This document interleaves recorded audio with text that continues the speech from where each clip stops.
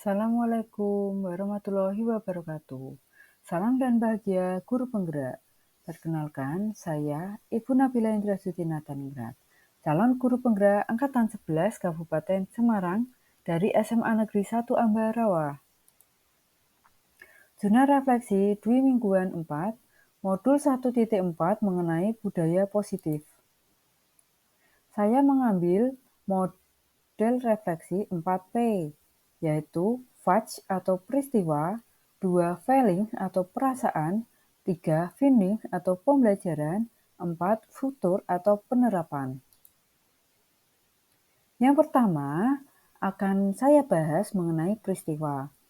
Setelah menyelesaikan rangkaian kegiatan pembelajaran pada modul 1.3 tentang visi guru penggerak, calon guru penggerak Angkatan 11 memasuki pembelajaran pada modul 1.4 tentang budaya positif yang dilaksanakan mulai dari 30 Juli 2024 hingga memasuki jurnal Dwi Mingguan pada tanggal 10 Agustus 2024.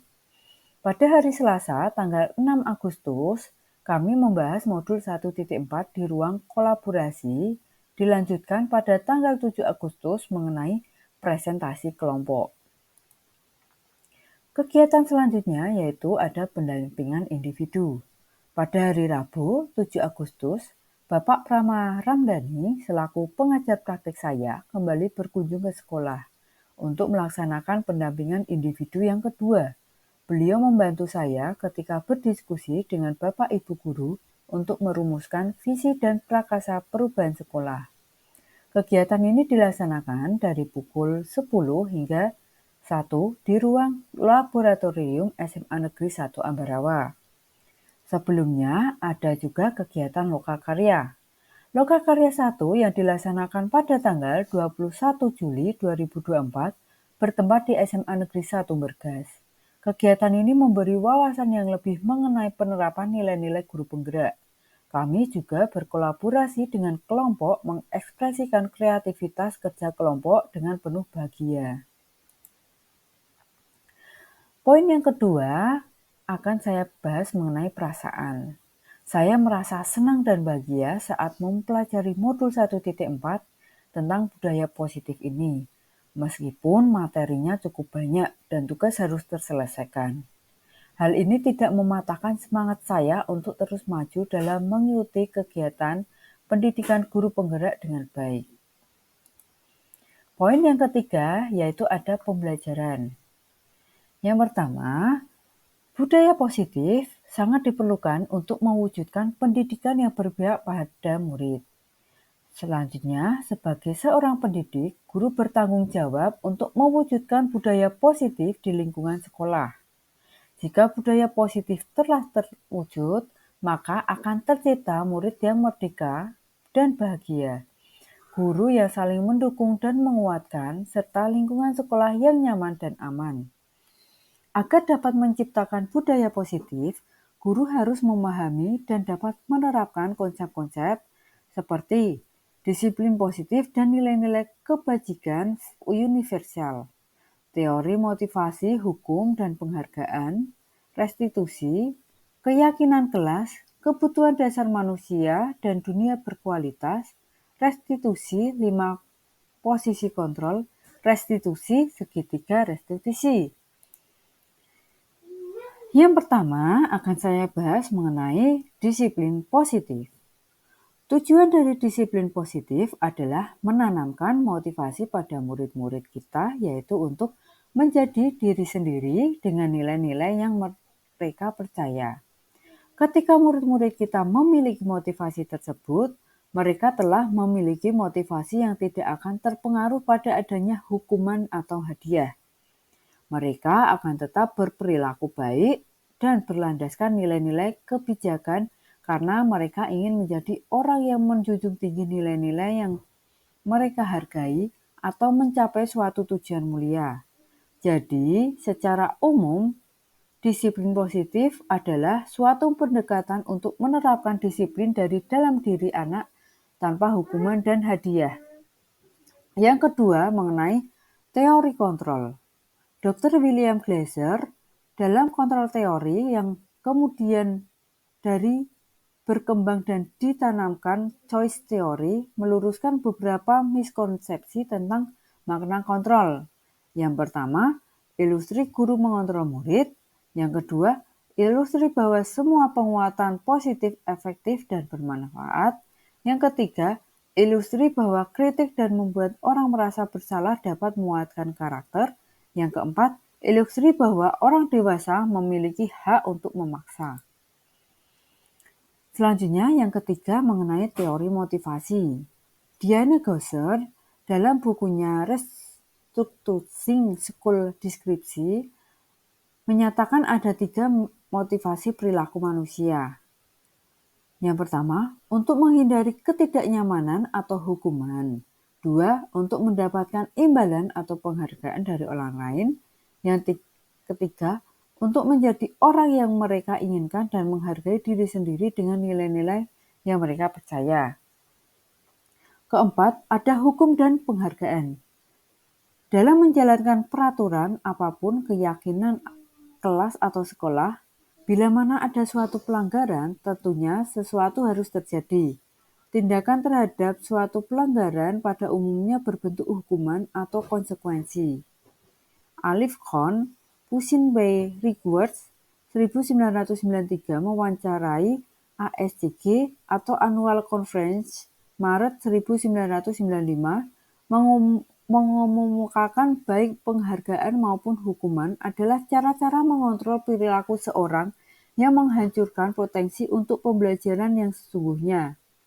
Menurut Khan, secara ideal, tindakan belajar itu sendiri adalah penghargaan sesungguhnya. Yang kelima, ada posisi kontrol guru. Ada 5 posisi kontrol menurut Diane Gosser, yaitu penghukum, membuat rasa bersalah, teman, pemantau, dan manajer. Guru perlu meninjau kembali penerapan disiplin dalam ruang-ruang kelas mereka selama ini. Apakah telah efektif?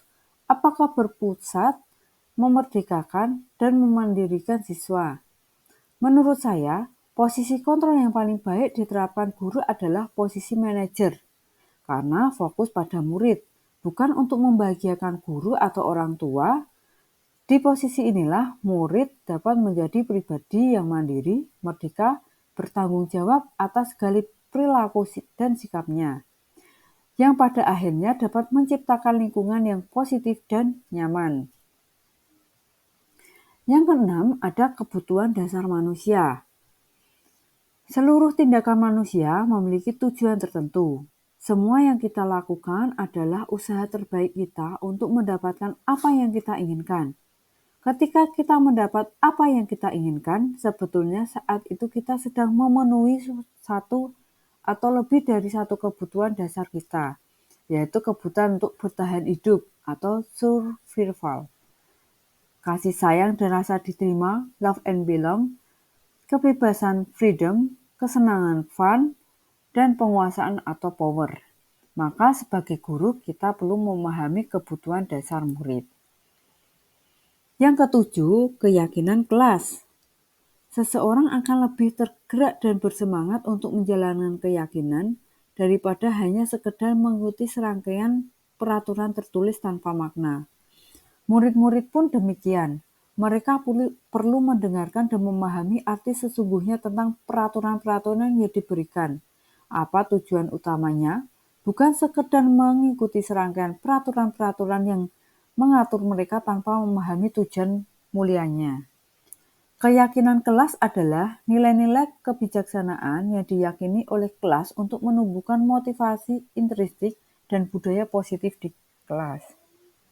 Yang kedelapan, ada segitiga restitusi. Restitusi segitiga adalah proses menciptakan kondisi bagi murid untuk memperbaiki kesalahan mereka, sehingga mereka bisa kembali pada kelompok mereka dengan karakter yang lebih kuat. Restitusi juga merupakan proses kolaboratif yang mengajarkan murid untuk mencari solusi untuk masalah mereka dan membantu murid berpikir tentang orang seperti apa yang mereka inginkan menjadi atau tujuan mulia dan bagaimana mereka harus memperlakukan orang lain. Segitiga restitusi adalah alur untuk menegakkan keyakinan bersama di dalam kelas atau sekolah. Ada 3 unsur segitiga restitusi, yaitu yang pertama, menstabilkan identitas. Kedua, validasi tindakan yang salah. Yang ketiga, menanyakan keyakinan. Poin berikutnya adalah penerapan. Memulai penerapan disiplin positif dari diri sendiri karena meyakini nilai-nilai yang saya percaya untuk menghargai diri saya dan menjadi pembelajaran sepanjang hayat agar dapat menjadi teladan bagi murid.